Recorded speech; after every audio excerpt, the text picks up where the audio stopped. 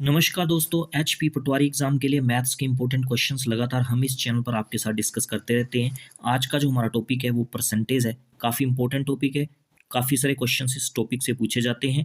तो वीडियो को आपने पूरा देखना है, डेफिनेटली आपको यहाँ से हेल्प मिलेगी आपके आने वाले एग्जाम में। स्टार्ट करते हैं क्वेश्चन नंबर फर्स्ट से। इसमें बोला एक स्टेशनरी बॉक्स है, उसमें जो नंबर ऑफ पेन्स हैं वो 40% ज़्यादा है नंबर ऑफ पेंसिल से, और जो इरेजर है वो 25% कम है नंबर ऑफ पेन से। अब बोला है अगर पेन, पेंसिल और इरेजर इनकी टोटल क्वांटिटी 690 है तो नंबर ऑफ इरेजर यहाँ पे आपको निकालने हैं। तो बात की गई है पेंसिल्स की, पेन्स की और इरेजर्स की। नंबर ऑफ पेंसिल्स इनिशियली हम ले लेते हैं, मान लेते हैं नंबर ऑफ पेंसिल्स कितनी है, 100 है। परसेंटेज वाले क्वेश्चन में क्या करना पड़ता है आपको, अगर आपको कोई क्वांटिटी पता नहीं है तो आप 100 मानते हो, ठीक है। तो पेंसिल्स की रेशो हमने क्या मान ली, 100 मान ली।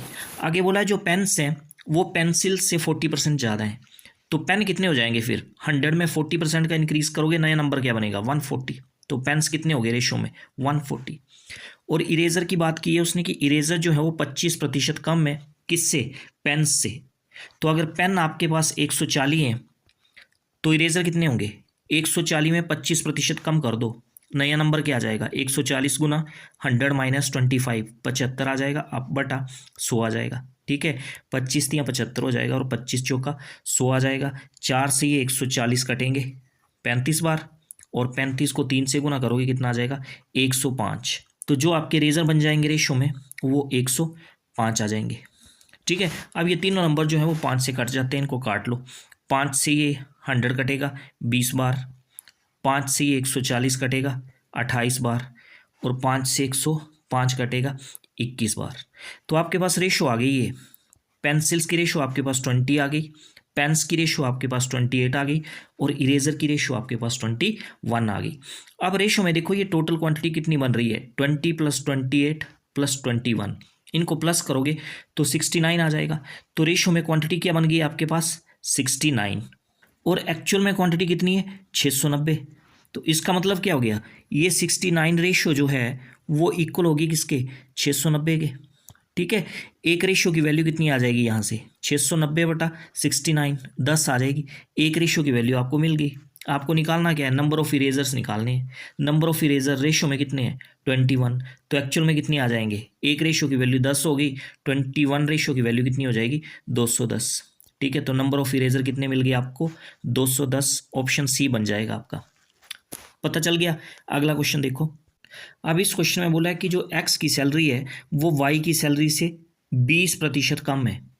तो आपको बताना है कि वाई की सैलरी एक्स की सैलरी से कितने प्रतिशत ज़्यादा है। अब देखो उसने बोला है कि जो एक्स की सैलरी है वो वाई की सैलरी से 20% कम है, तो हमें वाई की सैलरी तो पता नहीं है।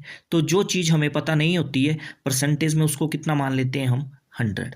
तो वाई की सैलरी हमने मान ली 100, तो एक्स की सैलरी कितनी हो जाएगी, क्योंकि एक्स की सैलरी 20% कम है, तो 100 में 20% कम करोगे आप कितना आ जाएगा, 80।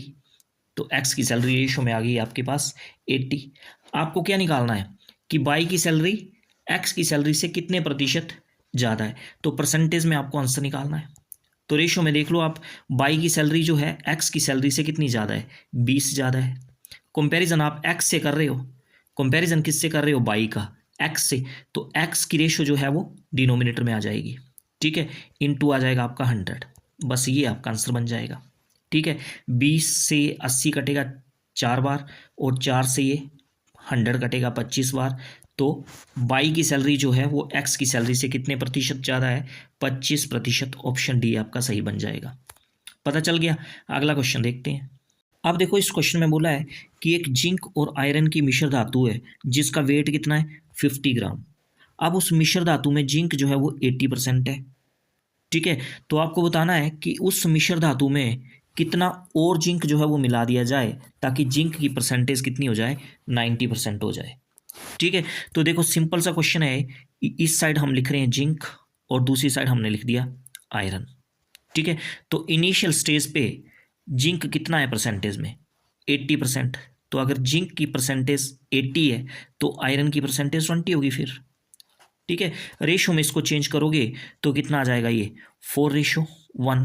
मतलब क्या हुआ कि इनिशियल स्टेज में जिंक की रेशो 4 आयरन की रेशो 1, और जो फाइनल स्टेज है उसमें जिंक कितना चाहिए 90%।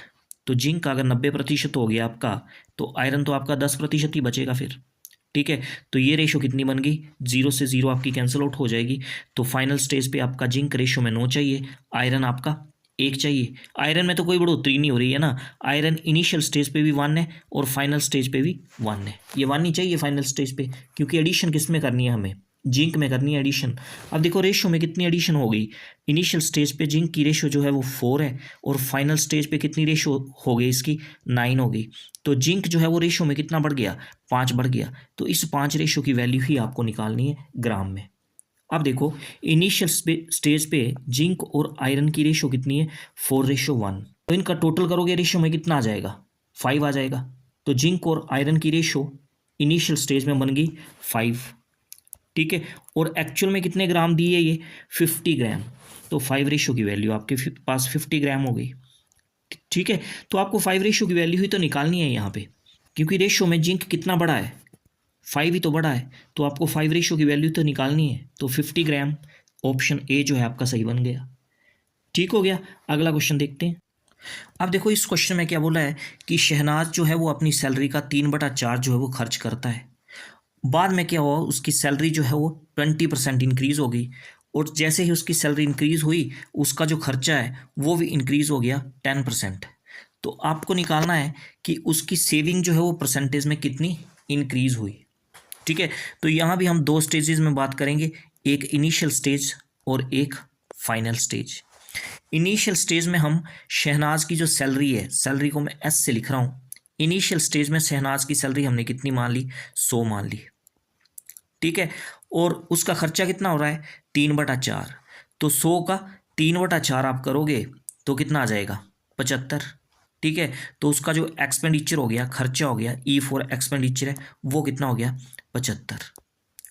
ठीक है ना, 100 का 3/4 75 हो जाएगा।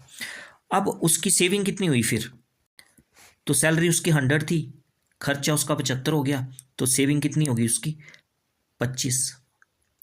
ठीक है, ये इनिशियल स्टेज की बात होगी। अब बाद में क्या हुआ, उसकी सैलरी 20% इंक्रीज हो गई।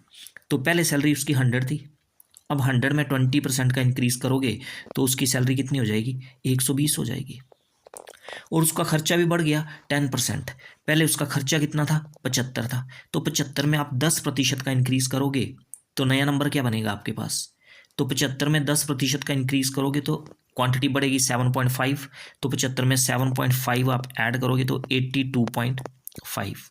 तो अब यहाँ पे सेविंग कितनी होगी, सैलरी माइनस एक्सपेंडिचर, 120 में से 82.5 माइनस करोगे कितना आ जाएगा, तो ये आपके पास 37.5 आ जाएगा। तो ये उसकी होगी नई वाली सेविंग। अब देखो जो नई वाली सेविंग है वो पुराने वाली सेविंग से कितनी ज़्यादा है, तो पुराने वाली सेविंग 25 है रेशो में और नई वाली सेविंग 37.5 है। तो कितनी ज़्यादा होगी 12.5। परसेंटेज में आपको जो सेविंग में इंक्रीज है वो निकालना है। तो कितना इंक्रीज हुआ रेशो में 12.5 का। ठीक है, कंपैरिजन किससे करना है हमने, पुराने वाली जो उसकी सेविंग है, तो पुराने वाली सेविंग उसकी 25 है, वो डिनोमिनेटर में आ जाएगी, और परसेंटेज में क्योंकि आपको आंसर निकालना है इसलिए यहाँ पे 100 आ जाएगा। 25 से ये 100 कटेगा 4 बार, और 12.5 को आप 4 से मल्टीप्लाई करोगे 50 आ जाएगा, 50%। तो उसकी सेविंग कितनी बढ़ जाएगी 50%। ऑप्शन सी आपका सही बनेगा। ठीक हो गया, अगला क्वेश्चन देखते हैं। अब देखो इस क्वेश्चन में बोला है कि एक वस्तु का मूल्य जो है वो 20% बढ़ जाता है। तो आपको बताना है कि एक कंज्यूमर को खपत जो है वो कितनी कम करना पड़ेगी परसेंटेज में, ताकि उसका खर्चा जो है वो क्या रहे कांस्टेंट रहे, खर्चा ना उसका बढ़े, खर्चा जितना पहले कर रहा था वो उतना ही बाद में करे वो। ठीक है, तो यहाँ भी हम 2 स्टेजेस में बात करेंगे। तो पहले सबसे पहले आप फॉर्मूला देखो, एक यहाँ पे क्योंकि 3 टर्म्स की बात हुई है, एक बात हुई है एक्सपेंडिचर की, एक्सपेंडिचर होता है खर्च। तो ये जो एक्सपेंडिचर है ना, ये किसके इक्वल होता है, प्राइस मूल्य इनटू कंजप्शन, कंजप्शन खपत होगी आपकी। तो यहाँ से अगर हमें प्राइस निकालना है तो प्राइस कितना आ जाएगा, एक्सपेंडिचर अपॉन कंजप्शन। ठीक है ना। अब देखो यहाँ भी हम 2 स्टेजेस में बात करेंगे, एक इनिशियल स्टेज और दूसरी फाइनल स्टेज, या बिफोर और आफ्टर भी यहाँ पे लिख सकते हो आप। ठीक है, तो वस्तु का मूल्य जो इनिशियल स्टेज पे था वो हम मान लेते हैं 100। और बाद में क्योंकि ये 20% बढ़ गया तो जो फाइनल प्राइस हो गया वस्तु का वो 120 हो गया, क्योंकि 100 में 20% की आप वृद्धि करोगे तो नया नंबर 120 बन जाएगा आपके पास। ठीक है, तो ये बात हो रही है प्राइस की। इनिशियल प्राइस रेशो में 100 था, नया प्राइस रेशो में 120 आ गया। इनको काट सकते हो आप, तो इनको काटोगे ये कितना आ जाएगा, 20 से कटेंगे ये, तो प्राइस की जो रेशो आ गई इनिशियल और फाइनल वाली वो 5:6 आ गई। ठीक है, अब फॉर्मूले की तरफ देखो आप, यहाँ उसने बोला है कि जो एक्सपेंडिचर है वो क्या रहना चाहिए, कांस्टेंट। एक्सपेंडिचर बढ़ना नहीं चाहिए, खर्च जो है वो सेम ही रहना चाहिए। तो जो प्राइस होता है और जो कंजप्शन है ये एक दूसरे के क्या है, इनवर्सली प्रोपोर्शनल। मतलब अगर प्राइस आपका कम होगा ना तो खपत आपकी ज़्यादा होगी, और प्राइस आपका ज़्यादा होगा तो खपत क्या होगी, कम होगी। तो ये प्राइस और कंजप्शन एक दूसरे के क्या है, इनवर्सली प्रोपोर्शनल। तो देखो रेशो में क्या होता है कि अगर प्राइस की रेशो 5:6 है ना, तो जो कंजप्शन की रेशो है वो उल्टी हो जाती है, वो 6:5 हो जाती है। ठीक है ना, क्योंकि दोनों एक दूसरे के क्या है, इनवर्सली प्रोपोर्शनल, उल्टे हैं दोनों एक दूसरे के। एक के बढ़ने के साथ दूसरा कम हो रहा है और एक के कम होने के साथ दूसरा क्या है, बढ़ रहा है। तो अगर प्राइस की रेशो हमारे पास 5:6 है ना, और एक्सपेंडिचर आपका कांस्टेंट है, एक्सपेंडिचर पे कोई फर्क नहीं पड़ रहा है, तो जो कंजप्शन की रेशो होती है वो उल्टी हो जाएगी, 6:5 हो जाएगी। तो आपको निकालना क्या है कि कंज्यूमर को कंजप्शन में कितने परसेंट का डिक्रीज करना पड़ेगा। तो रेशो में देखो आप कितने परसेंट का डिक्रीज हो रहा है, कंजप्शन उसकी इनिशियल कितनी थी 6 और बाद में कितनी होगी 5, तो रेशो में कितने की कमी आई, 1 की कमी आ गई। और कंपैरिजन किससे करना है आपने, जो इनिशियल वाली कंजप्शन है इनटू आ जाएगा आपका 100, क्योंकि परसेंटेज में आप आंसर निकाल रहे हो।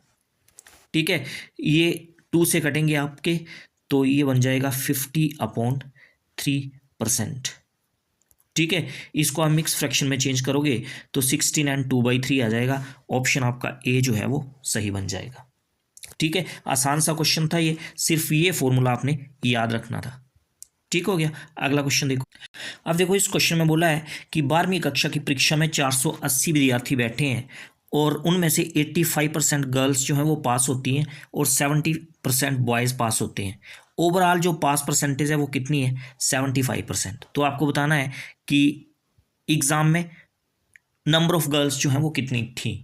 ठीक है, तो इस क्वेश्चन को हमने एलिगेशन मेथड से करना है। अब एलिगेशन मेथड कैसे लगाएंगे, देखो लेफ्ट साइड में हम लिख देंगे बॉयज़, लेफ्ट साइड में हम चीपर क्वांटिटी लिखते हैं, कम वैल्यू जो है वो लिखते हैं, और राइट साइड में हम ज़्यादा वैल्यू लिखते हैं। क्योंकि बॉयज़ की परसेंटेज कम थी इसलिए हम उसको लेफ्ट साइड में कर रहे हैं, और गर्ल्स की परसेंटेज ज़्यादा है तो गर्ल्स की परसेंटेज हम राइट साइड में लेंगे। ये रूल होता है एलिगेशन मेथड का।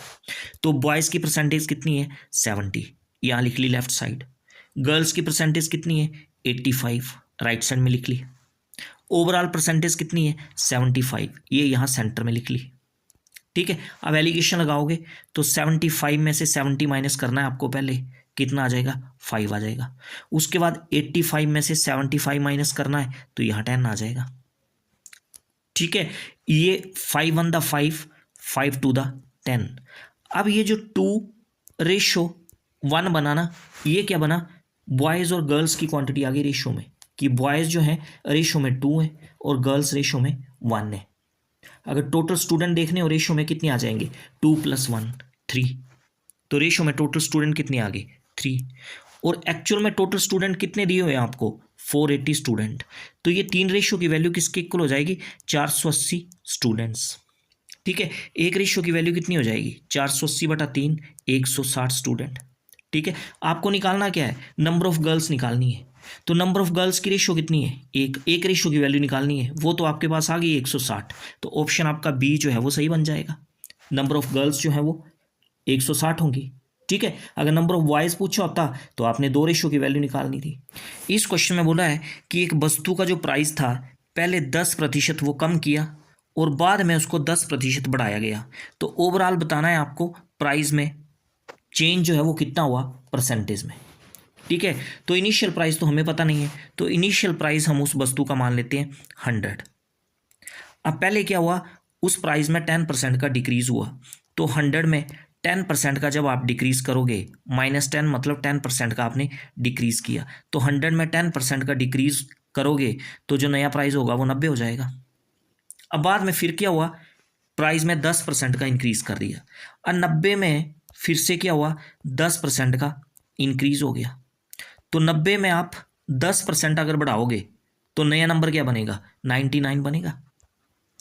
ठीक है, तो ओवरऑल प्राइस में क्या चेंज आया परसेंटेज में, देखो प्राइस इनिशियल आपका 100 था, लास्ट में कितना रह गया ये 99, तो कितना चेंज आया, ये 1% का चेंज आया, 1% कम हो गया, तो ऑप्शन बी जो है वो सही हो जाएगा आपका। ठीक हो गया, तो ये थे आज के लिए क्वेश्चंस। आई होप सारे क्वेश्चंस आपको अच्छे से पता चल गए होंगे। तो मिलते हैं नेक्स्ट वीडियो में कुछ और इंपॉर्टेंट क्वेश्चंस के साथ। आज के लिए फिलहाल इतना ही, थैंक यू।